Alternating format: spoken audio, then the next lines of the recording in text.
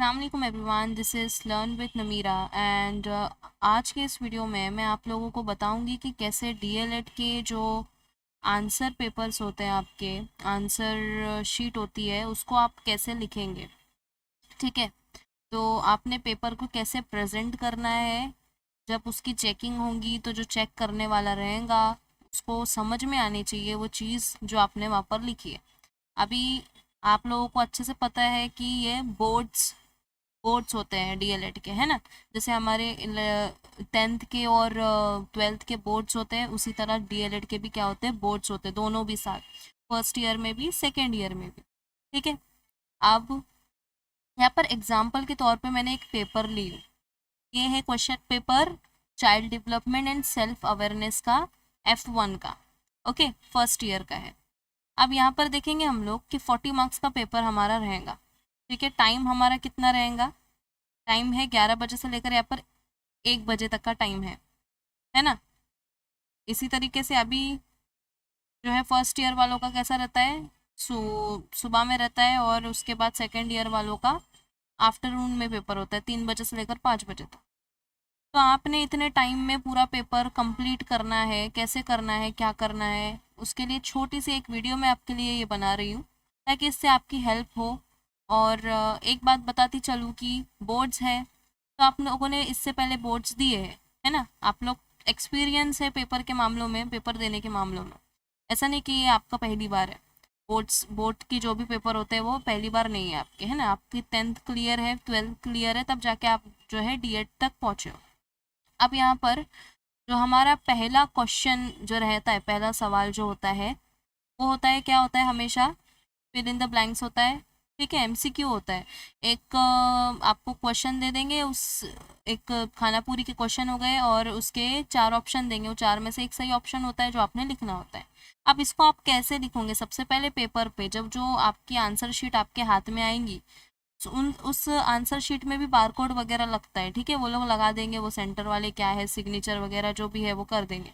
आपने एक चीज़ अच्छे से अपनी एक चीज़ लिख दो उस पर, वो है सीट नंबर। आपका अपना सीट नंबर लिखो, कोई भी एक मिस्टेक मत करो, ध्यान से आराम से। एक 10 मिनट पहले पेपर मिल जाता है, आंसर शीट मिल जाती है उसको प्रिपेयर करने के लिए, उसमें लाइन खींचने के लिए। तो तब आप लोग अच्छे से उसमें लिख लो सीट नंबर, सीट नंबर। ठीक है, ये हो गया। इसके बाद जो है हमारा फर्स्ट क्वेश्चन की तरफ हम लोग बढ़ेंगे। क्या करेंगे, सबसे पहले मंदरजा झेल सवालात दी हुई हिदायत के मुताबिक हल कीजिए, ये पहला हमारा सवाल है। 8 मार्क्स का यहाँ पर दिया हुआ है एमसीक्यू। ओके, अब देखते हैं इसके अंदर और भी आगे है, बे जो है बे भी है। फिर यहाँ से दूसरा सवाल स्टार्ट होगा। तो इस पेज के ऊपर सबसे पहले आप क्या करेंगे, ये सवाल उतारेंगे। कौन सा, मंदरजा झेल सवालात की ये पूरा उतारने की ज़रूरत नहीं है, इसकी जगह आप लोग सिर्फ सवाल नंबर 1 डालकर जो है ये यहाँ से भी स्टार्ट कर दिए ना, अलिफ खाली जगह पर मुनासिब लफ्ज लिखिए, इतना डाल दो। उसके बाद में आप लोग ये पूरा उतारते नहीं बैठना, ठीक है, पूरा नहीं उतारना। जो पहला सिर्फ हमारा क्वेश्चन पूछा गया है कि तवज्जो मरकूज करना, जज्बात पर काबू रखना, इन बातों का ताल्लुक दिमाग के डैश हिस्से से है। तो 4 ऑप्शन यहाँ पे दिए गए। अब आपको जो सही ऑप्शन लगता है उस ऑप्शन को आपने उठाकर यहाँ पर लिख देना है ना, यहाँ पर लिख देना है। ये पूरा उतारने की आपको ज़रूरत नहीं है, सिर्फ आपने क्या करना है, ये सवाल उतारना है। ये सवाल उतार के इसके बीच में जो है खाना पूरी लिख देनी, एकदम सफाई के साथ लिखने। फिर दूसरा सवाल ऐसे ही, फिर तीसरा सवाल, फिर चौथा सवाल। यहाँ पर फिनिश हो गया, एक पेज पर खाना पूरी हो गई। ठीक है, इसके नीचे अगर आपकी जगह बचती है, जाहिर सी बात है, आधा पेज पूरा बच रहा है। आप चाहे तो आधा पेज वहाँ पर लिख लो, आधा पेज जहाँ से बच रहा है वहाँ से नीचे से आप लोग जो है बे का सवाल उतार सकते हो, वहाँ से भी लिखना शुरू कर सकते हो। नहीं लिखना है तो पेज टर्न करके नए पेज से बे डालकर जो है उसका सवाल डाल दो। ठीक है, ये भी बेटर है, ये भी चलेगा, कोई प्रॉब्लम नहीं। फिर ये जो है क्या है, एक जुमले में जवाब है। ठीक है, एक जुमले में जवाब पूछा है, सवाल उतारते हो तो भी चलेगा, नहीं उतारते हो तो भी चलेगा, लेकिन बराबर से जो जवाब आप लिख रहे हो उसका नंबर जो है ऊपर सवाल का जो नंबर है वो डाल देना। बात समझ में आई, 1 मार्क्स का रहता है, 1 मार्क्स भी आपके कीमती होते हैं। इसके बाद है सवाल नंबर 2 स्टार्ट होगा तो कहाँ से करेंगे, नए पेज से करो। पेज आपके जो बुकलेट रहेंगी, आपको जो आंसर शीट मिलेंगी वो ज़्यादा बड़ी रहेंगी, तो उसमें कुछ 15 के ऊपर पेजेस रहते हैं, तो आपके पास पेज ही पेज है, फिर आपके पास पेज खत्म हो जाएंगे तो आप और भी मांग सकते हो, है ना। तो पेज दूसरा जो आपका सवाल रहेगा वो दूसरे नए पेज से स्टार्ट करना। बच्चों की तरक्की के लिए बच्चों के किन किन वसाइल का इस्तेमाल करोगे, आप किन किन वसाइल का इस्तेमाल करोगे। 2 मार्क का जो है ये सवाल है, इसका जवाब 2 मार्क का लिखेंगे तो कितना पेज लिखेंगे, कितना पेज लिखूं मैं, 1 पेज लिखूं, 2 पेज लिखूं, 3 पेज लिखूं, नहीं 2 मार्क्स का है तो कितना लिखेंगे आप कम से कम इसको आधा पेज भर के लिखो, ठीक है। आपके पास ज़्यादा उसका अगर मवाद है तो आप उसको और आधे पेज से थोड़ा ज़्यादा लिखो, लेकिन 2 मार्क्स का है तो आधा पेज इनफ है, उससे ज़्यादा मत लिखो, टाइम वेस्ट मत करो। यहाँ पर देखो दिया भी है 60 का 80 अल्फाज में, यानी 60 से 80 अल्फाज में। अब 60 से 80 अल्फाज जो है आधे पेज में ख़त्म हो जाएंगे। इसके बाद यहाँ पर कुछ और क्वेश्चंस भी दिए हुए हैं, है ना, एक जुमले में देने के लिए, एक जुमले में नहीं, 60 से 80 में देने के लिए। इसके बाद है क्वेश्चन नंबर 3। अगेन आप लोग कहाँ जाएंगे, नए पेज पे जाएंगे। क्वेश्चन नंबर 3 स्टार्ट करेंगे, ऊपर लिखेंगे, हेडिंग डालेंगे, या तो साइड में जो आप लोग हाशिया खींचेंगे तब हेडिंग डालेंगे क्वेश्चन नंबर 3। सवाल नंबर 3, दर्ज झेल हर सवाल का जवाब 120 था 160 अल्फाज में लिखो। अब 120 से लेकर 160, तो इसमें आपका जो है एक एक क्वेश्चन कितने मार्क्स का है, 3 मार्क्स का है, और टोटल कितने क्वेश्चन है यहाँ पर, 4 क्वेश्चन है। इसमें बीच में एक ऑप्शन भी दिया गया है, पहला ऑप्शन है, और इसका इन दोनों में से कोई एक करना है आपको, ठीक है। दूसरा ऑप्शन है, दूसरा जो ऑप्शन में नहीं है, दूसरा जो है आपको लिखना ही है। तीसरा और चौथा, तीसरे के पास ऑप्शन है, 2 है यहाँ पर। फिर उसके बाद है चौथा, अब चौथे के पास भी कोई ऑप्शन नहीं है। तो इसी तरीके से आप लोगों ने कितने लिखने हैं यहाँ पर जवाब, 4 जवाब लिखने हैं 3 मार्क्स के लिए। अब 3 मार्क्स के लिए कितने कितने पेज यूज़ करोगे आप एक जवाब के लिए, तो आप एक कर सकते हो, एक और हाफ कर सकते हो। 3 मार्क्स है ना, तो आप कितना कर लो, एक मोर देन एक इनफ है, उससे ज़्यादा मत करो। इसके बाद कितने हो गए, 4 4 4, है ना, 4 4, तो इस तरीके से आपके 4 पेज भरकर 4 जवाब हो जाएंगे 3 मार्क्स के लिए। इसमें जो है ना, इस पेपर में आपका जो है भरना ज़्यादा मैटर करता है। पेपर को भर भर के लिखेंगे, भर भर के मतलब मैं ये नहीं बोल कुछ भी आप लिख दोगे, जो क्वेश्चन दिया हुआ है उस क्वेश्चन के हिसाब से आपने उसको आंसर को वहाँ पर फिट करना है, ताकि जो एग्जाम में जो चेक करने वाला रहेगा उसको ऐसा लगे कि भाई यहाँ पर कुछ तो लिखा है ना। अब यहाँ पर देखेंगे सवाल नंबर 4, दर्ज झेल हर सवाल का जवाब 200 ता 250 अल्फाज में लिखिए। एक ही दिया हुआ है ना, 200 से लेकर 250 तक। यहाँ पे ऑप्शन में और एक भी रहेगा, शायद इस पेपर में नहीं है, तो यहाँ पे अगर ऑप्शन में एक और रहेगा 4 मार्क के लिए, यहाँ पर देखो ये क्वेश्चन, ये वाले पेपर में एक पेज नहीं है, कोई बात नहीं, एक पेज नहीं है तो ये जो यहाँ पर दिख रहा है आपको 4 मार्क्स के लिए है।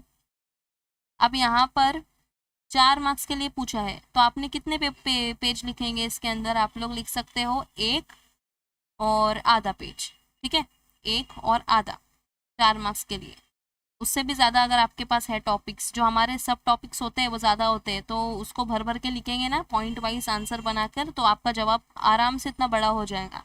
ओके, तो ये यहाँ पर मैंने ये वाला पेपर जो है एक्सप्लेन कर दी कि किस तरीके से पेपर लिखना है।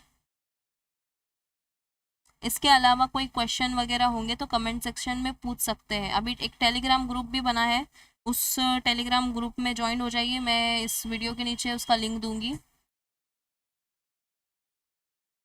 और कोई क्वेश्चन है किसी का, कोई और क्वेश्चन, मैं एक बार हम लोग पेडागोजी ऑफ इंग्लिश पार्ट 1 इसका पेपर देख लेते हैं, जो कि 1 घंटे का रहता है, 20 मार्क्स के लिए आता है ये पेपर, ठीक है। तो इसमें जो है 20 मार्क्स के लिए पेपर आता है, टाइम भी कम रहता है, और आपको जो है लिखना भी ज़्यादा रहता है इसमें, पर ऑप्शन रहते हैं उस हिसाब से जो है वो टाइम में हो जाना चाहिए पेपर, तो ऐसा कुछ नहीं है, हो जाता है।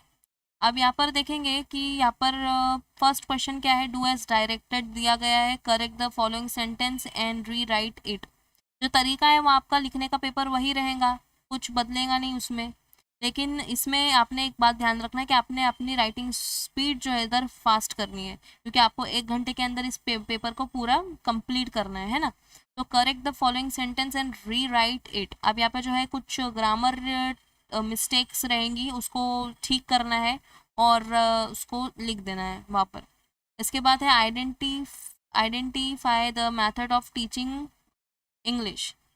आइडेंटिफाई द मेथड, क्या मेथड है यहाँ पे आइडेंटिफाई करना है। Learner learns the foreign language in the same way he learns has mother tongue. इसके बाद जो है find out odd word. Odd word एकदम इजी, आप लोगों को ये 10th में भी था, हम लोगों को ऐसा बच्चों को रहता है कौन सा ओड वर्ड है इसमें। जैसे चार्ट है, मैप्स है, टेलीविजन है, पोस्टर्स है, ब्लैक बोर्ड है। तो यहाँ पर क्या है, ब्लैक बोर्ड है तो यहाँ पर क्या हो गया, chart, maps, posters, black board, ये तो हम लोग को स्कूल में भी यूज़ होता है। लेकिन टेलीविजन जो होता है वो अलग हो गया। अलग इसलिए हो गया क्योंकि ये क्या है, समय व बसरी में से आ गया ये, इसलिए टेलीविजन जो है वह अलग हो गया।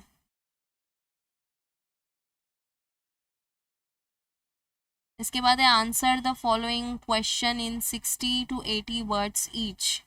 60 से लेकर 80 वर्ड्स तक जो है इसके आंसर्स आपने देने। अगेन यहाँ पर मैं बोलूँगी कि आप लोग जो है 60 से 80 है तो एक क्वेश्चन का आंसर होगा 2 मार्क्स का, तो यही यहाँ पर भी आधा आधा पेज पे लिख दो, ठीक है। हाँ, इसके बाद जो है 120 to 60 वर्ड्स का एक क्वेश्चन है, तो इसको भी क्वेश्चन एक नए पेज से स्टार्ट करेंगे इसका आंसर। और व्हाट इज़ प्लानिंग, ये जो है ना इंपॉर्टेंट क्वेश्चन है, हर पेपर में पूछता है, प्लानिंग से रिलेटेड हर पेपर में आता है। और ये भी आता है which principle will follow while developing instructional material. ठीक है, ये जो है ना बहुत इजी पेपर होता है, अगर आप पढ़ के जाओगे ना तो इंग्लिश का पेपर सबसे इजी लगेगा आपको, क्योंकि बहुत बेसिक उसमें चीज़ें समझाई गई है हमको, जो हमको खुद को पहले से पता होती है वही है बस। और व्हाट इज़ द प्लानिंग, ये वाला इंपॉर्टेंट है, ज़रा करके जाना, ठीक है। व्हाट आर क्लासरूम अरेंजमेंट, ये आता है क्लासरूम अरेंजमेंट वाला। What is activity based learning, activity based learning भी आता है, ये भी करना। जो पेपर में दिया गया है ना वो सब करके जाओ, उसके अलावा जो भी आपके मश्क में है, एक्सरसाइज में है, वो भी करना है आपको। Okay, what is the loud reading, loud reading क्या है। How will you develop loud reading skill in your student. फेंको इसमें आप लोग आराम से कि बच्चों को आप किस तरीके से लाउड रीडिंग की डेवलप कर सकते हो उनके अंदर, कि वो बिना डरे, बिना हिचकिचाए क्लास में लाउड लाउड रीडिंग करे। ओके, या फिर इसके अलावा यहाँ पर एक और क्वेश्चन है, how will a teacher do an effective presentation in classroom. Teachers कैसे एक ऐसा प्रेजेंटेशन क्लास में लाए, करे जो कि बच्चों के ऊपर इफेक्ट करता है, जो कि इफेक्टिव हो, क्रिएटिव हो। तो ये भी इसके ऊपर भी लिख सकते हैं। दोनों भी एकदम पेपर जो है ना ये आता है इंग्लिश का, बहुत इजी आता है। ऐसा नहीं है कि मैं जो बोल रही हूँ वो आ जाएगा, कुछ भी आ सकता है। पूरी बुक जो है इतनी सी ज़्यादा बड़ी भी बुक नहीं है आपकी, वो छोटी सी बुक है, तो उसमें से आ जाएगा। किस किस का जो है मराठी भी रहता है 20 मार्क्स का FY में, तो best of luck for them, because हमारे पास तो मराठी नहीं है फर्स्ट ईयर में, लेकिन कुछ कॉलेजेस में वो लोग ऑप्शन में मराठी रखते हैं, ठीक है। हाँ, और डाउट हो तो आप लोग मुझे पूछ सकते हैं कमेंट सेक्शन में, या तो फिर टेलीग्राम पर जो ग्रुप है तो वहाँ से मैसेज कर सकते हैं और पूछ सकते हैं। रिक्वेस्ट करूँगी कि कमेंट में ही पूछिए, मैं कोशिश करूँगी कि सबका जो है मैं जवाब दूँ। और वीडियो अच्छी लगी है तो आप लाइक कीजिए। कोई अगर ऐसी चीज़ इसके अंदर छूट गई है जो आप लोगों को जानना है, नहीं पता है, तो फिर आप मुझे पूछ सकते हो। ओके, वीडियो को लाइक कीजिए, चैनल को सब्सक्राइब कीजिए। Thanks for watching.